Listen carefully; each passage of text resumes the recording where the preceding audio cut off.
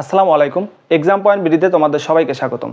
প্রিয় এসএসসি 2026 সালের শিক্ষার্থীরা, গতকালকে কিন্তু তোমাদের এসএসসি 2026 সালের রেজাল্ট প্রকাশ করা হয়েছে। তো এই রেজাল্ট নিয়ে কিন্তু তোমাদের মধ্যে অনেকেই সন্তুষ্ট নয়, কারণ এবছর কিন্তু পাশের হার অনেক কমে গিয়েছে। বিগত বছরগুলোতে কিন্তু পাশের হার অনেক ছিল, তো এবছর কিন্তু পাশের হার অনেক কম হয়েছে বর্তমান নতুন শিক্ষামন্ত্রীর আমলে।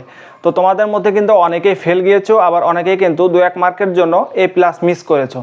তো তোমাদের জন্য করণীয় কি, বিশেষ করে যারা ফেল গিয়েছো, তো তোমাদের জন্য কিন্তু বিশেষ একটি সুখবর এসেছে। তো সেই সুখবরটি জানতে হলে অবশ্যই পুরো ভিডিওটি না টেনে পুরোপুরি দেখার চেষ্টা করবে।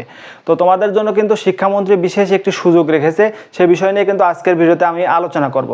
আর তোমরা কে কোন বোর্ড থেকে পরীক্ষা দিয়েছো অবশ্যই আমার কমেন্ট বক্সে জানাবে, এবং তোমাদের রেজাল্ট কি সেটা আমাকে জানাবে। তো এবছর তোমাদের রেজাল্ট নিয়ে অনেক হ্যাসাল সৃষ্টি হয়েছে, কারণ তোমাদের রেজাল্ট যে সময় দেওয়ার কথা ছিল সেটা দেয়নি, অনেক পরে গিয়ে তোমাদের এই রেজাল্টটি প্রকাশ করেছে। এরপরে কিন্তু তোমাদের পাশের হার অনেক কমে গিয়েছে। এই পাশের হার কমার কারণ কি, এবং তোমাদের ফেল করার শিক্ষার্থীরা বর্তমান শিক্ষামন্ত্রী তোমাদের জন্য কি কি সুযোগ রেখেছে সেই বিষয় নিয়ে আজকের ভিডিওতে আমি আলোচনা করব।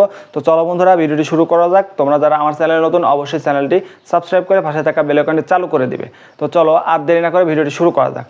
গত বছরে কিন্তু তোমাদের যে পাশের হার সেটি ছিল 68%। এবছরে কিন্তু সেটি নেমে এসেছে কি প্রায় 63%, অর্থাৎ 62.25%। তো এই রেজাল্টে ধসের কারণ হচ্ছে তোমাদের যে নতুন শিক্ষামন্ত্রী, তিনি কিন্তু কঠোরভাবে দেখেছে। গত বছরগুলোতে কিন্তু রেজাল্টের হার এতটা কম ছিল না, যার কারণে এবছর তোমাদের রেজাল্ট কমে যাওয়ার কারণে অনেকের কিন্তু তোমাদের রেজাল্ট খারাপ হয়েছে।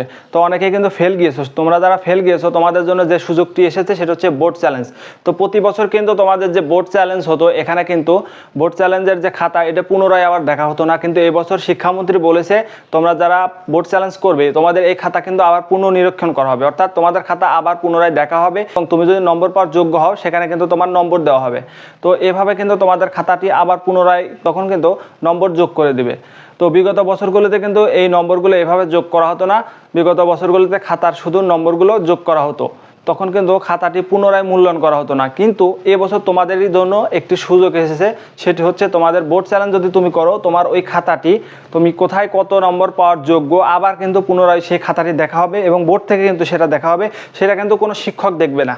তো সেক্ষেত্রে এখানে কিন্তু তোমাদের কিন্তু বিশাল একটা সুযোগ রয়েছে যে তোমাদের বোর্ড চ্যালেঞ্জ করার পর ফেল থেকে কিন্তু তুমি A+ পেয়ে যেতে পারো। তো অনেকেই তোমাদের মধ্যে রয়েছে যে 1 বা 2 মার্কের জন্য A+ পাওনি, তারা কিন্তু বোর্ড চ্যালেঞ্জ করবে যাতে তোমার রেজাল্ট A+ আসে। তো যারা ফেল করেছো তোমাদের জন্য একটাই বার্তা, তোমরা অবশ্যই যে কয়েকটি সাবজেক্টে যদি তুমি 1-এর অধিকও সাবজেক্টে ফেল দাও, অবশ্যই তুমি সেগুলো কি করবে, বোর্ড চ্যালেঞ্জ করবে। কিভাবে করবে সেটা কিন্তু আমার চ্যানেলে দেওয়া আছে, অবশ্যই সেটি দেখে নেবে। বোর্ড চ্যালেঞ্জের ক্ষেত্রে কি ধরনের বার্তা দিয়েছে শিক্ষামন্ত্রী, চলো সেটি আমরা সরাসরি দেখে আসি। তো এসএসসি ও সমমানের পরীক্ষায় ফেল করা শিক্ষার্থীরা পুনর্নিরীক্ষণের জন্য আবেদন করলে তাদের খাতা সম্পূর্ণভাবে পুনঃপরীক্ষা করা হবে বলে জানিয়েছেন শিক্ষামন্ত্রী ডক্টর আ.ন.ম এহসানুল হক মিলন। তো দেখো, তোমাদের শিক্ষামন্ত্রী সরাসরি কিন্তু বলেছে যে তোমরা যদি বোর্ড চ্যালেঞ্জ করো তোমাদের সেই খাতা আবার পুনর্নিরীক্ষণ করা হবে। এরপরে বলেছে যে সোমবার 10 আগস্ট সকাল 10টায় শিক্ষা মন্ত্রণালয়ের সম্মেলন কক্ষে এসএসসি ও সমমানের পরীক্ষার ফল প্রকাশের সময় তিনি একথা বলেন। তিনি কিন্তু এই কথা, তোমাদের যে রেজাল্ট প্রকাশ তখনই কিন্তু তিনি একথা বলে দিয়েছে। শিক্ষামন্ত্রী পরীক্ষায় ভালো করার প্রত্যাশা থাকলেও অনেক সময় শিক্ষার্থীরা আশানুরূপ ফল করতে পারে না। 1998 সালের বোর্ড আইনে খাতা পরিদর্শনের কোনো ব্যবস্থা ছিল না, বর্তমানে সেই ব্যবস্থা পরিবর্তন করা হয়েছে। তো 1998 সালের পূর্বে কিন্তু তোমাদের এই বোর্ড চ্যালেঞ্জের যে খাতা এটা কিন্তু দেখা হতো না, তখন কিন্তু যে নম্বর দেওয়া হতো সেটি কিন্তু গ্রহণ করা হতো। এর পরবর্তীতে চ্যালেঞ্জের সিস্টেম এসেছে। তো বোর্ড চ্যালেঞ্জের সিস্টেম আসলেও তোমাদের বেলায় কিন্তু নতুন আরেকটি সিস্টেম এসেছে, সেটি হচ্ছে তোমাদের যে খাতা এটি কিন্তু আবার পুনরায় দেখা হবে। বিগত বছরগুলিতে কিন্তু শুধু নম্বর যোগ করা হতো, এবছর কিন্তু তোমাদের খাতায় আবার পুনরায় দেখা হবে। এসএসসি ও সমান পরীক্ষার ফল প্রকাশ করা হয়েছে। এবার গড় পাশের হার 62.25%, জিপিএ 5 পেয়েছে 1,16,676 জন শিক্ষার্থী। গত বছর এসএসসি ও সমমান পরীক্ষায় গড় পাশের হার ছিল 68.45%, জিপিএ 5 পেয়েছিল 1,39,032 জন শিক্ষার্থী। তো গত বছরের তুলনায় এবছর কিন্তু পাশের হার অনেকটা কমে গিয়েছে। তো বিগত বছরগুলোতে যারা বোর্ড চ্যালেঞ্জ করেছিল তাদের সমীকরণ তোমরা দেখিয়ে দিতে পারো, তারাও কিন্তু অনেকে ফেল গিয়ে আবার কিন্তু বোর্ড চ্যালেঞ্জের মাধ্যমে পাস করেছে। তো আজকের ভিডিও আমি এখানে শেষ করছি।